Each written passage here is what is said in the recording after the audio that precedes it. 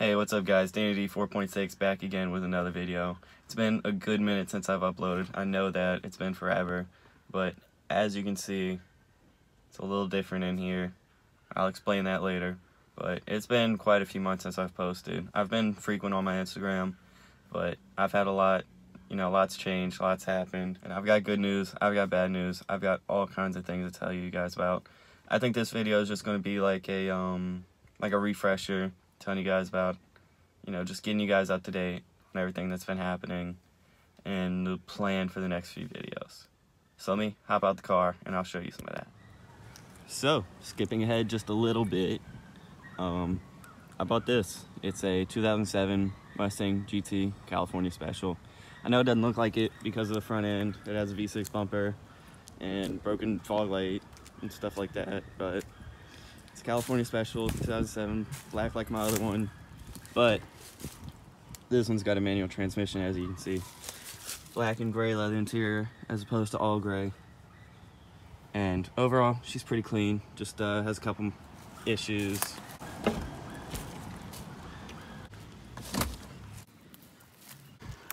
Previous owner started parting it out a little bit, so it's missing a couple parts, but I've got my other 3-valve, and plan is to get that running some point today. But that is jumping way ahead. I need to update you guys on the other one first, and the other one. But the other one isn't really a big deal. So this right here is the 2007 GT, not the California Special. Done a couple of mods since last video. I know last video was literally just Plasti Dip, my first mod, but since then I've done, light tints, and I got some new wheels, even though the front ones aren't on there because they're over there on there. Tinted front lights, got a new front lip. If I pull out my key fob, it's also installed some LEDs, which look pretty sweet. What else? Raxium Gen 5 taillights, as you can see. I really like those. And we've got the other one. This is, I actually don't know the year of this one. It's either an 05 or an 06. It's a V6. But this is my brother's new car. I've been working on this one a little bit. Now, most of the mods for that one right there, at least the good ones, I installed those after coming back from basic training, which is another reason why I hadn't posted for so long. But it's ironic, I get out of basic training, I start driving that one again, and about a week or two after I got home, I blew up the transmission. So as of right now, this one right here only has first and second.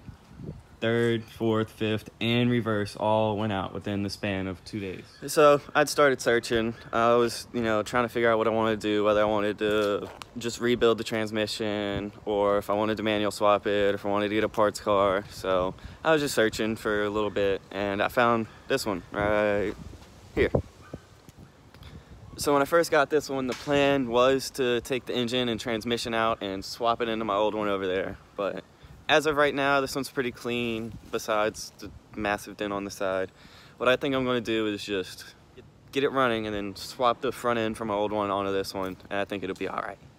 Take it to a body shop at some point and get the dent pulled out, but But I'm going to go ahead and pop the hood on this one and show you guys what we're working with so far.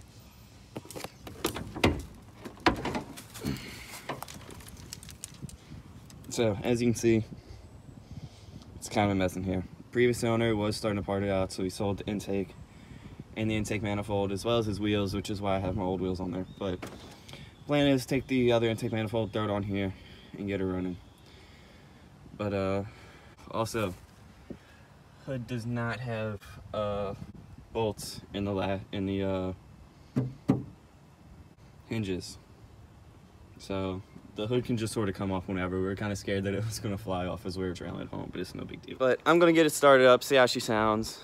And by get it started up, I mean throw all the parts on there and pray she fires up.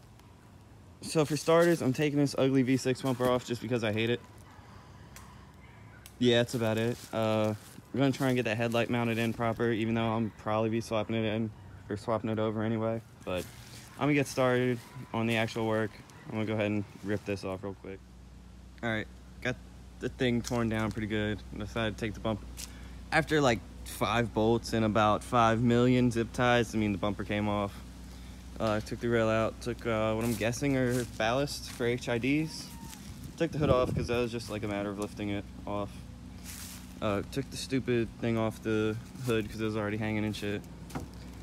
But what we're looking at, we're missing the bolt for a coil pack because that was taken out and it was just chilling. Spark plug's still in there though. We got both fuel rails. This one's over here, but we don't have the crossover line for the fuel rails. Obviously intake manifold, intake. We have the throttle body. I don't know what all we need for the throttle body, so I'm just gonna leave the throttle body that's on the other one on there. And probably some stupid bolts and stuff, but we got all that. I'm gonna go start pulling stuff off the pretty one.